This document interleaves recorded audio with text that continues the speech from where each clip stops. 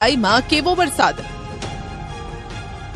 અંબાલાલે પણ રોહિણી નક્ષત્રમાં વરસાદ પડે તો રાજ્યમાં ચોમાસું સારું રહેવાની આગાહી કરી છે. અંબાલાલની આગાહી મુજબ 23 જૂનથી રાજ્યના કેટલાય ભાગોમાં વરસાદ પડશે અને સાથે જુલાઈ મહિનાને લઈને આગાહી કરી છે.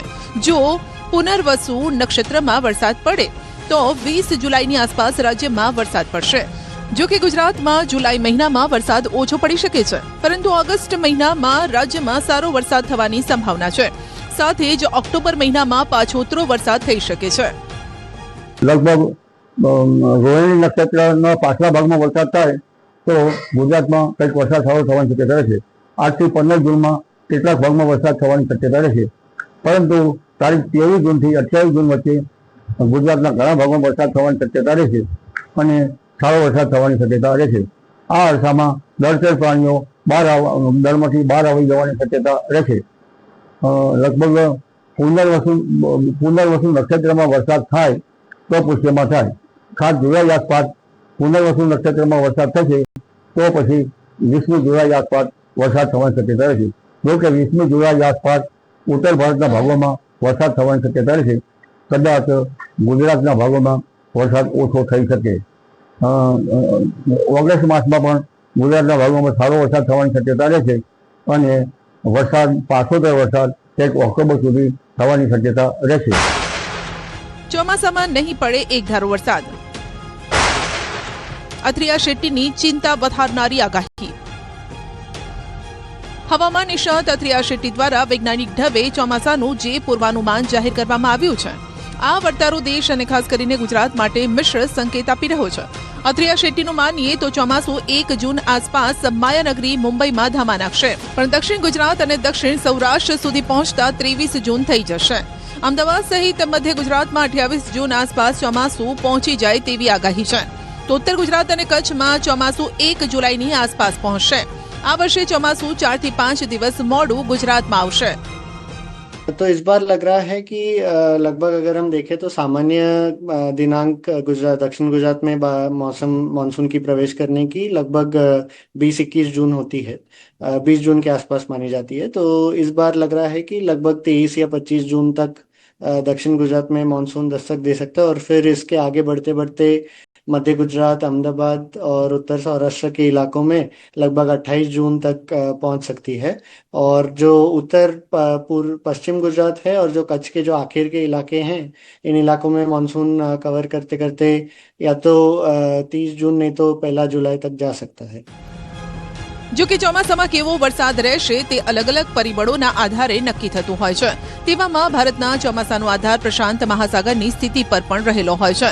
ત્યારે હવામાન આગાહીકાર અથિયા શેટ્ટીનું માનીએ તો આ વખતે 2023માં જેવું ચોમાસું જોવા મળ્યું હતું તેવું જ ચોમાસું રહેવાના એંધાણ છે. અલ નીનોની અસર ચોમાસા પર જોવા મળશે, જેના કારણે ચોમાસું ડખી ચડશે.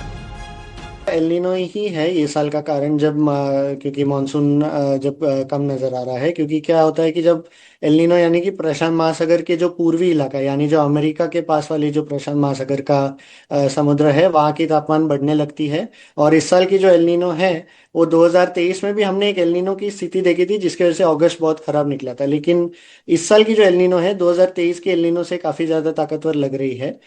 कुछ मैंने देखा है कि न्यूज़ में बहुत जो पश्चिमी जो न्यूज़ आउटलेट है वो सुपर एल नीनो करके एक टर्म की इस्तेमाल कर रहे हैं, लेकिन मेरे हिसाब से सुपर एल नीनो की स्थिति नहीं नज़र आ रही है.